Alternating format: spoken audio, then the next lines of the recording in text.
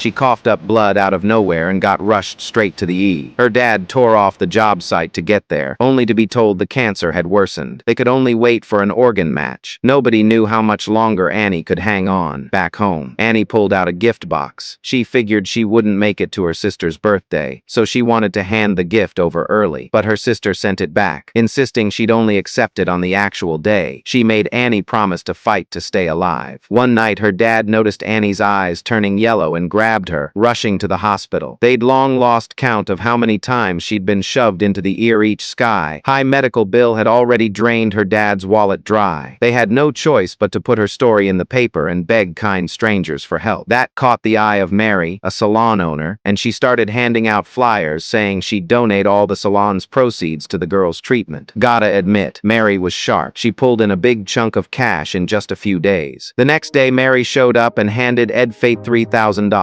But against the massive medical bills that money barely made a dent, Mary told him to sell the house. But Ed flat out refused. It was the only thing left from his wife. Mary lined up a bunch of roofing jobs for Ed, planning to pay off some debts first. She tracked down a son she hadn't seen in years, but he brusquely told her to leave. What are you doing here? I was wondering if you were getting my messages. Went by your house and... Yeah, I moved. I didn't know. When was that? It turned out Mary divorced young and never learned how to talk to her son, so she treated Annie like her own, trying to feel that motherly love again and fix their relationship. Mary went to the hospital bosses and begged them to cut some fees, saying it would win praise from the media. She convinced them to stop adding interest and to extend the repayment deadline. Winter came and thick snow started falling. It felt like Annie's clock was ticking down. That day, the hospital called. They'd found a match. Yeah, okay.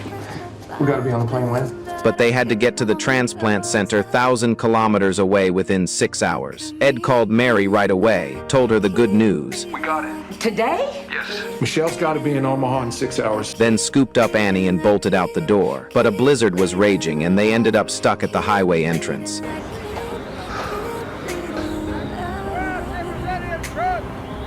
Meanwhile, Mary saw the road, closure news, and frantically called a news hotline to tell Annie's story. The reporter immediately put the plea on television. Ed pulled out a map and spotted a back road. Like grabbing a lifeline, he drove down it. But fate played a cruel joke. Several big trees had fallen across the road. Ed pulled and heaved, digging frozen snow with his bare hands. But it was all for nothing. He couldn't make the airport. Don't do this to me! Come on!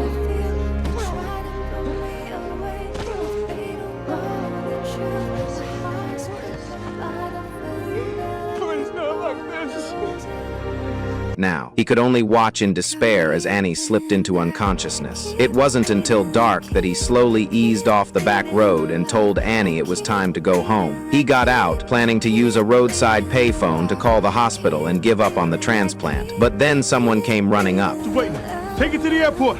Gotta go.